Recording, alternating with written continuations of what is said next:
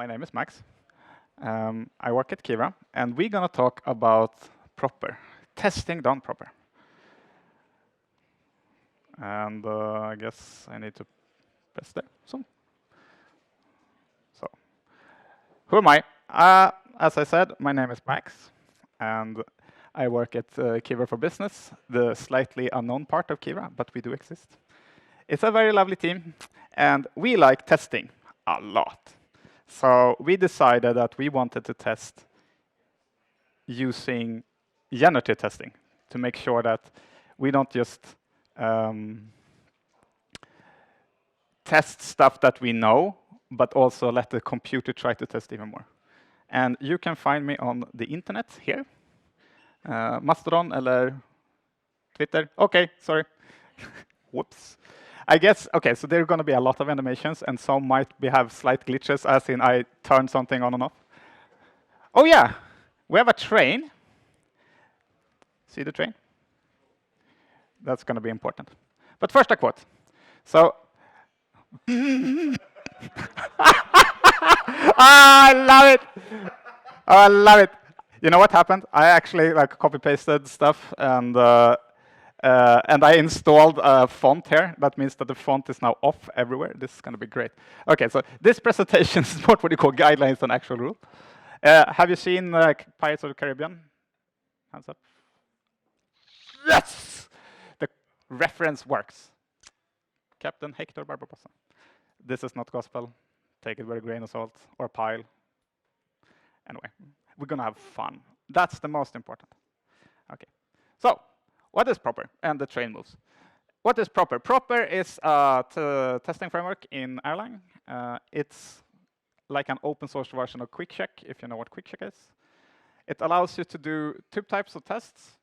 Both are property-based. And what does property-based mean? It means that we generate data, we call some function, and then we check the result of that function in some more generic way. Like, for example, the most common example is a sorting function. You get a random list, you sort it, and then you check that it is sorted. And checking a list is sorted is much easier than actually sorting it, right? You go through each element and compare it to the previous one to make sure that they are greater than or equals, right? So we can write that, and then we can let PropEr go nuts and find examples. But the really cool part about using a testing framework like this, and not just writing that by hand, right, is that they can do something called shrinking. So they can take that list, and then they can reduce it to the minimal test case that breaks your code. And this is extremely powerful. Right? It's like an automatic debugger. It's a helper. I was at a talk here with Quill, who may or may not be here. And it was about debugging. And they said that debugging is a conversation. And I think this is really important. This is we make the computer a helper rather than just force it to check some stuff. It actually gives you back feedback, right? Okay, but we're going to look at PropEr statem. So statem allows you to do tests on a stateful system, usually a state machine, aka statem, right? And it comes from gen statem, and there's also a PropEr gen FSM for gen FSM, same kind of dealio. Yes. Have I said everything? Yes. Okay. The train moves. I love that train, by the way. It's amazing what you can find on the internet. Okay, so we need some basic setup. This is going to be a bit of code, it's a bit of behaviors. And since most of you run your integration test in common tests, I'm going to use common test as the test harness. We're going to talk a bit about the integration between CT-test and PropEr and how you can tweak it to make it better. You make it a test suite, you make it a proper statem. You need to export a bunch of functions. Here we have the test callbacks. Because you can also add some extra, like the end per test case, in the per test case if you need it, or remove them, like, you know, the usual suspects. We need some stuff for PropEr statem. Command, initial state, next state, post condition, precondition. If you were to talk here before, oh, what was the name? Oh, I forget. Sorry? Machina. You may recognize some of this, and that's no coincidence, because this is what they use behind the scenes, right? It's about generating commands. What is your initial state? How can we update that state? And then we'll post some preconditions to check that everything is OK. We also, of course, need an actual test function. This is a common test function. We're going to talk about proper test functions later. This is a common test one. So that means that it fulfills the normal common test stuff. OK. Let's take a look. So to actually integrate it, we're not going to use proper, sorry. Ooh. That was too early. Ignore that. OK, so let's talk about this. Common test has an integration for all sorts of property-based test suites, both quick check and proper and some more that I don't remember. Unfortunately, you can't tweak the options, which is sad because you want to. So this is how you would do that by hand, right? And this allows us to give the options here. So we say we want only 10 tests and not 100. We only want the max size to be 10. We're going to make it smaller. Some other stuff. You can also have no shrink here if you have a hard time making shrinking work in a stateful system, which is hard if you use an external database because then you have dirty states and stuff like that. This is how it works. Of course, quick check does not return what common test wants, so you need this. I'm going to put all of this code on the internets afterwards. Or actually, it's on the internet, but I have to make the repo public. So you can copy-paste this. You can make this into a test helper as well, and then just reuse.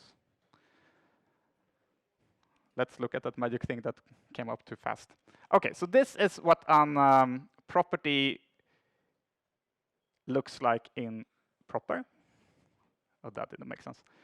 A proper statem property, aka a proper statem test. Now we're in proper land. So we have a for all.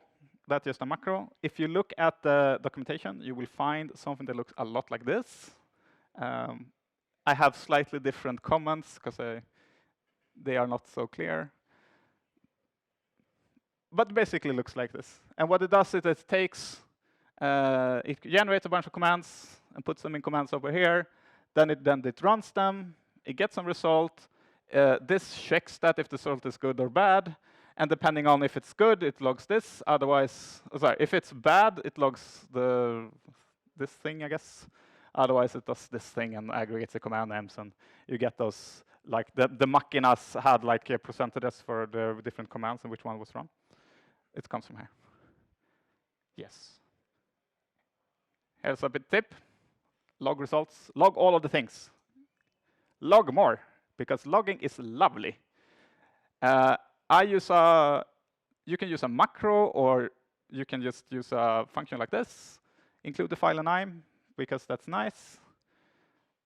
Commands is the most important ones, and we're going to come to that when we talk about counter examples. Movement of train. The tail of trains. As you may have guessed, I like trains. I like trains a lot, actually. I'm in a special channel at Kivra called Trains on Rails, because we like trains. Anyway, so I need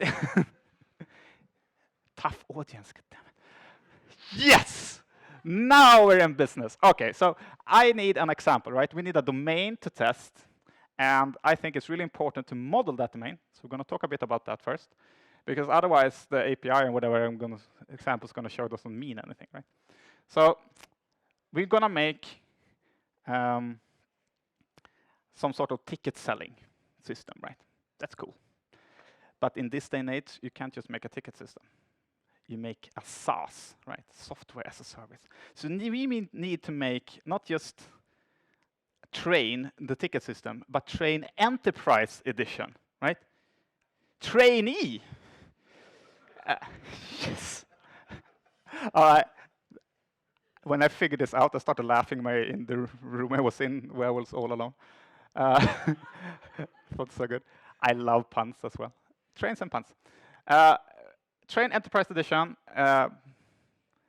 Bog standard, some sort of buy tickets. You get routes, you get stations, you say, I want this and that, blah, blah, blah. OK, so let's look at the usage flow, I should say. So where can I go? Right, some sort of route like Stockholm to Göteborg or something like that. Give me the list of available seats between, right? So you can maybe don't want to go entirely to Göteborg, maybe go to Skövde, right? Get some seats, reserve said seat, but only for 15 minutes. You know that you get kicked out, right? Release the reservation after, sorry, pay for it, or we will release it after 15 minutes, and then it goes back to the pool, and somebody else can buy it. Okay. Stuff I'm not going to do is have more than one seat per train. Having more trains than one per day. There is only one day in the universe. Some simplifications. Okay, we need some routes. So I got into SE's website. Oh, that's okay. Okay, I can't stop that anyway. So I went there and I looked, and these are the X2000 routes. Thank you, SE, for looking those. And they look like this. Go from Stockholm to Södertälje Syd, Skövde, Katrineholm, Skövde, Göteborg. You can see the names over there. And then we go from Göteborg. We go to Halmstad, Helsingborg, Lund, Malmö. And then we go back. So we go to, also passing Lund again, Hässleholm, Växjö, Alvesta. This was stuff that I learned to spell, because I had to do this over and over and over again, and I started spelling them wrong. For some reason, I put AVL instead of ALV. Anyway, detour. Interesting thing to know here is that some stations show up multiple times, like Lund and Södertälje Syd, right? So there are some path that is going to be overlapping. We're not going to really care about that, but in the real world, this could be an actually interesting problem to look at. And then, of course, you have like traveling salesman problem, all sorts of stuff. Okay.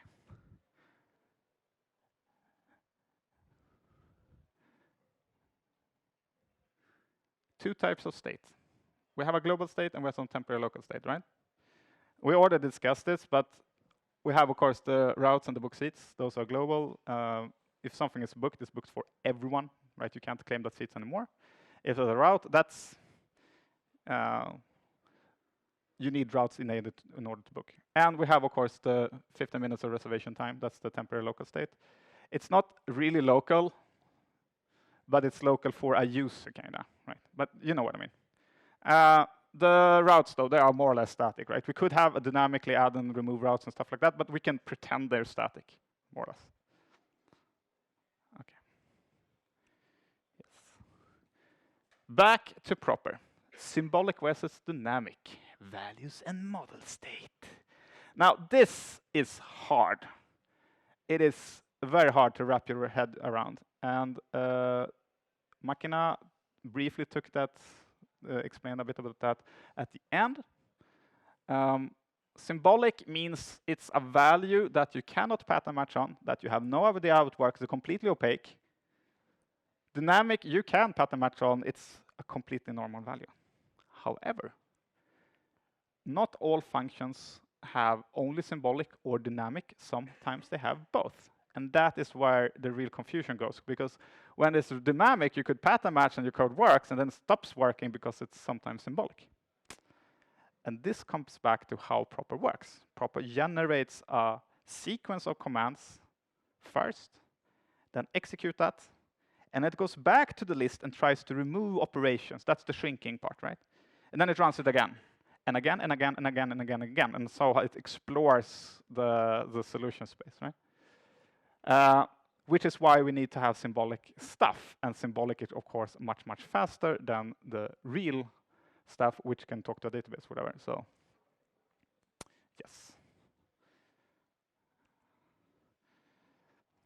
Okay. So first, we're going to talk about the model. These are our models. We're only going to have a single field. Important part here is that even though the symbolic model is symbolic, right? Reservation is very much real. It's just that it contains symbolic reservations, right? The dynamic state, the normal model, contains real reservations. But we can rely on this existing, and we can rely on it being a proper normal list. We can't just look inside that list. Those has to be opaque. And this is why I always type these two models, so that I can specify what is symbolic, what is not symbolic, especially since I have colleagues and they need to read my code and they never understand if I did not write this down, because it's extremely complicated, right? Very, very important to do this. This also shows that you don't need a lot of state usually in your model state. You can have just this. Okay. The initial state looks like this. Super pure, right? Initial state must be pure, otherwise all hell will break loose, because this one is called a lot. Much, much more than basically any other functions. Of course, you don't see that, but if you were to do something dirty here, you're gonna feel it, because this is gonna be slow. Don't do that. Okay. Let's talk about commands. So command is about generating one single command in this sequence of commands. Okay, that's the callback. You don't generate an entire list of commands and give it to PropEr. PropEr calls you repeatedly. Okay, and every time it calls you, it gives you your current symbolic model, symbolic state, only symbolic, important. Get a command, calls precondition, and if that returns false, it will retry and generate a new one. If it fails too much, it will abort, but usually it goes fine. Runs next state, where it updates the symbolic state, and then from that, generate a new command. And it goes in a circle, right? And generates and generates and generates until it feels satisfied, which I don't never know where it is, but it's fine. Just trust PropEr. So, as I said, we can reservations always real, the list always real, stuff inside list not so real. So here we can pattern match on the empty list and only do the common commands, and only if you have some sort of reservation you can try to pay it. Okay?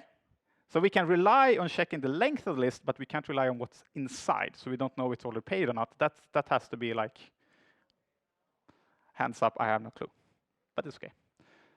Okay, one of, what's that? That's a built-in function from PropEr, and it returns a property, which is what PropEr calls their generators. That returns one of the stuff inside, a union, choice, it has many names. What it says on the tin, right? This is the one that you're gonna use the most, I think. List of stuff, usually hard-coded, right? Very good. Okay. Let's go forward. Yes. You may have noticed that I've embedded all symbolic variables here with an ampersand. That's actually legal Erlang syntax. Love it, by the way. Thanks. Because it's kind of unusual, right? I haven't seen any code that uses this except Merl. If you don't know it, it's fine. So I use that to mark stuff that may be symbolic. May, I say. Sometimes it's always symbolic, sometimes it can be symbolic. And that means that every time somebody reads this code, they know that, okay, I can't pattern match on this. Here be dragons. Don't touch. Probably the best tip I have. The smaller stuff is usually the best. Okay. Let's take a look at pay.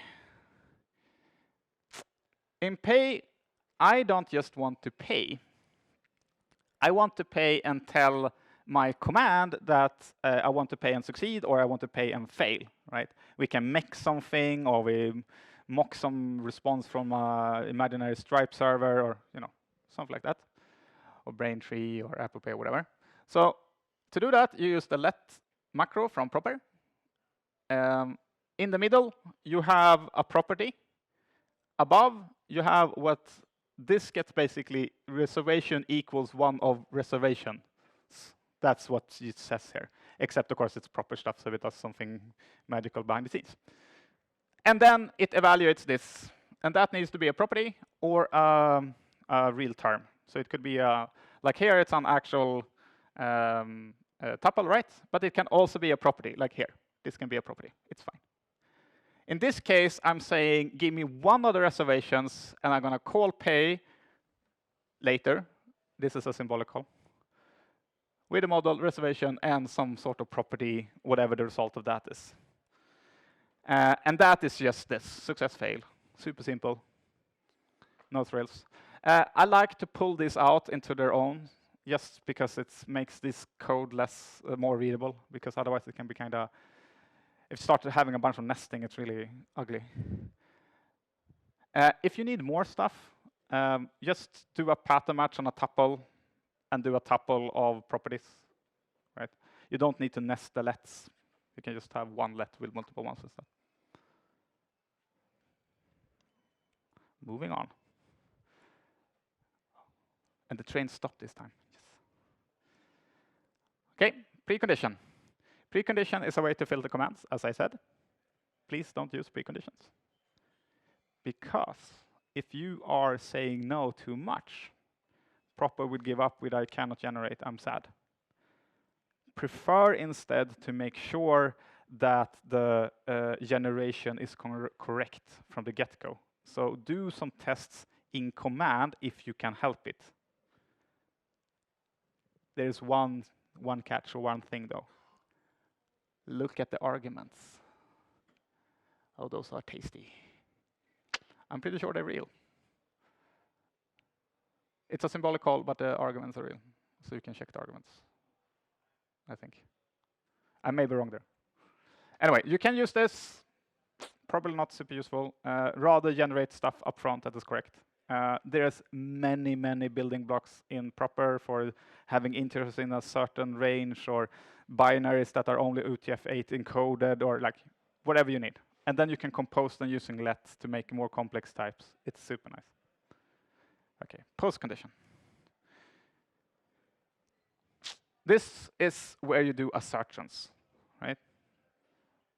If I have executed this call with this ingoing state, like the previous state before this call, I executed this and I got this result. Am I okay? Here's where you check this return code for like an HTTP status code. You check if the value should exist in the database or not, blah, blah, blah, blah. Be dirty, it's fine. This is done at execution time. There's nothing symbolic here. It's a symbolic call, but all of the stuff has been evaluated. Okay? Very good. However, it needs to return a bool, as you can see from the type. That's kind of annoying, because it ends up with you writing this humongous test that is like something and also and something and also. And I was writing like 4-line and alsos. Not nice. So instead, what you can do is you can wrap an internal function that throws assertion. So you do assert in a bunch of places, which of course is an exception, so it aborts early. You catch that and you turn that into a false. You can also like change the argument order or whatever if you want to. For example, ignore module if you're always going to match on. We're only going to call functions in the local module and stuff like that to make post condition nicer to write. But that's optional. You get something, it's passed, everything is okay. Log it. Fine, done? No. You need to return a bool. But what does assert evaluate to if it succeeds? Any guesses? No, it's not true. Nothing is true, and everything is permitted. It is actually okay. So you need this. Simple, yet effective. But this is basically, so if you have an assertion as the last line in your internal, one of your internal function clauses, just make it true. It's fine.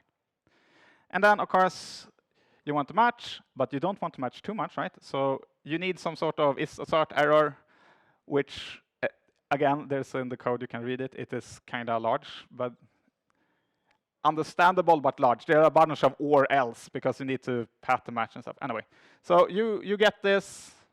You say if it's an assertion error, you log it and fail. And if it's not one of these errors, it gets thrown and you get another error and you get this.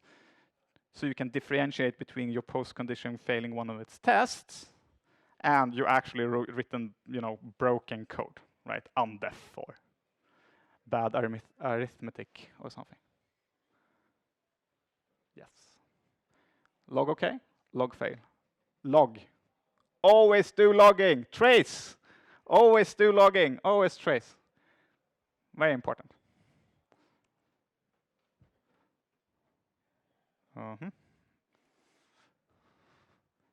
Oh yeah. Oh. I was editing with this way too late, apparently. I did. The tips was just to use the wrapper to do assertions instead. Okay, let's look at this. So next state. Again, we are both symbolic and dynamic, which means that we have to assume everything is symbolic. That's what it does. We can rely on reservation being an actual list, though, right? So prepending like this, okay. Looking inside the response, not okay. So this is what we do. We pattern match on a specific command or like function that got evaluated in this module. We ignore the arguments, but we take the response, the result, and put it in. Like that. And then, of course, you can have on just catch all, return the model state. I don't care. It's fine. Or you pattern match on every single one, and you get a hard failure, which forces you to update the code. Like one of the, you can do one of the or the other. Okay. And finally, we get to run it. Yes. And of course, as you know, we were logging the commands. So we get this. And then we get a failure. Oh, statement test failed. Everything is bad. I'm not going to show that because I need a lot of place for code here. But imagine it failed. This is what actually happened. It called reserve, it's called pay, and there's a bunch of var and set var and stuff. This is the symbolic stuff, right? That you usually don't need to see. But what's really interesting about this is this is what the PropEr gave you, right? This is a set of commands in this order that will cause a failure. We want to save that. We want to get a regression test. Maybe we can write a good name for it. In this case, it goes from Stockholm to Lund, so we can make a test for that. And this looks something like this. PropEr check takes a list of counterexamples. I usually only have one because I have multiple CT tests instead of having one CT test with multiple counterexamples. What this does is instead of generating the commands, it will take the commands exactly as you have written them, but still run everything else. It run the post condition, the precondition, the next state, all of the stuff, right? This gives you a super fast, reproducible test case of whatever PropEr happens to find. This is amazing. Because when you are writing your post condition, you need to check everything for every single thing, right? You need to think of all of the states and all of the things, which means that your test here is going to have way more assertions than if you were writing a manual CT test. And then you have a few assertions, the ones that you think are important. But now you're testing everything. It's so good. You consolidate all of your assertions in this post condition. We've specified every single invariant that needs to hold for every single version. Bunch of stuff. And then you can make these. But there is a dragon afoot. You see, pay, I don't know if you remember this, but pay actually takes as the first parameter the model state. Okay. Unfortunately, we have hard-coded what that looks like here, which means that if we ever change that state, say we update initial state, we need to add a new field and whatever, this will break with like a function clause or something. Not because it's wrong, but because we have hard-coded it. And it's even worse if you have multiple ones and you say that the state is this, and then I promise the state will be this, but maybe change it, right? So what we want to do is to somehow remember what the actual symbolic state is and get it. But we can't get it directly. We have to get it symbolically. We need to do a symbolic call because we're in symbolic land. So we can't actually fetch it. But you can make a helper function, symbolic get current model state, use that instead in every single place where you were to have a hard-coded state that you got from the output. You would replace it with this. Now you're good. This might also look familiar with the same. It's basically the same case, but instead of quick check, it's check, if you remember from the first slides. Okay. Let's look at those. We're going to store them in the process dictionary. 30. Yes. Yes. When you run a set test, the test itself is always run in some process, right? The setup stuff may be run in a separate process and whatever. But when we're in PropEr and running this actual PropEr test, we know that we are in a single process. We can store stuff in the process state. And this is basically the only way to actually store something and get it that way. So this is what it looked like. This is what the symbolic call looks like. Nothing too exciting. But wait, you say. Why have a function, symbolic get current model state, that returns get current model state here, when you can just have Erlang get square brackets current model state, right? Why not just inline this call but making it symbolic? Because when you write this, it's going to write whatever this is written, and that's way more readable than Erlang get something. Again, logging. It's much more important that your colleagues understand what's happening than pretty much anything else. Yes. And with this, we can make counterexample upon counterexample. And this is so nice. And we have a bunch of counterexamples. It's one of our API tests. So I've written first one, and then it found stuff. I've made counterexample. It found stuff. I made another counterexample. And slowly over time, we can build them up. But if you know that you want this set of commands because you already have like a CT test you're converting, or you have a user story or something, you can just type the commands by yourself, right, by hand. And now you have the same stuff that a manual test, but using a PropEr testing model that is way more thorough than you are. Something that's not in PropEr that would be amazing if Costis is ever hearing this, is if we could use the counterexamples as seed for shrinking. That would be amazing. Okay. I heard if you say it on stage, it happens faster. Okay. So, questions?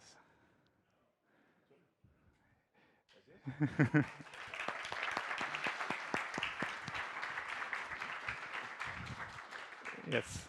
Oh. If you have a question, please come forward and eat the ice cream. What? Hold it as like an ice cream. Yes. Can you please define symbolic?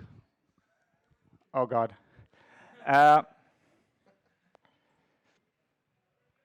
So PropEr does... So, OK, let's back up a bit. A PropEr property, right, is a generator for something. It is like, if you actually look at it, it's like a tuple that starts with the atom, dollar type, blah, blah, blah, blah, blah. But you can imagine it as something like, OK, I want to generate integers, and it needs to know the range of integers it needs to do, blah, blah, blah. It's some data type that will generate stuff, right? It's not actually an integer.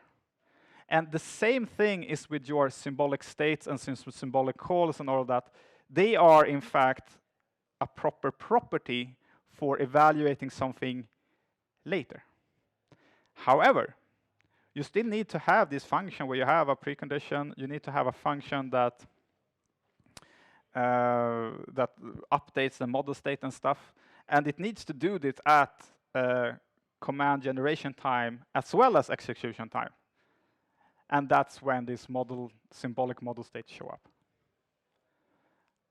A tip I can give you is that when I was first writing this, I had a really large test model state thingy, and I was like really I was pattern matching on which state I was in, and then like forcing specific commands to be run and stuff. Don't do that. embrace PropEr. Just give it a bunch of commands and let it go nuts, right? It's better that PropEr is allowed to be as free as possible, because then it will find that weird, like if you do this first, if you try to log in and post something, it's fine, but if you try to post and then log in, it's gonna fail, right? And then you can update your post condition to say, well, it's okay to fail if you're not logged in with a 401 unauthorized. And you can make that okay, right? So failures might not necessarily mean that the post condition or the assertion is failed. And that's the other tip. Return the entire response. Don't do assertions in your command, just return it. And then later in the post condition, you can check. And we do a lot of HTTP requests to all different APIs, both mocked and real. And so for us, it's mostly to check in status codes and the contents of the body. More questions? Yes. So how do you verify that you test the right thing? I mean, you can generate 100 commands, and it's all okay because you are not moving to the next state, or? Yes. So at the end, you will get an output which tells you which commands were run and how often.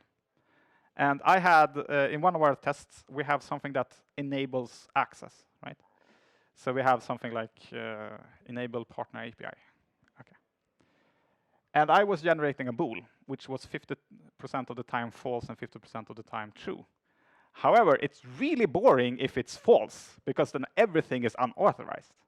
And I discovered that by saying that, hey, I'm just calling this enable with false all the time. That doesn't make sense. So I changed the property from being just a bool to being a weighted default in my case, but a weighted bool, so I forced it to be true more often than not, right? So you would look at the aggregation, you would look at which commands are running and make sure that all of them are running in some sort of decent amount.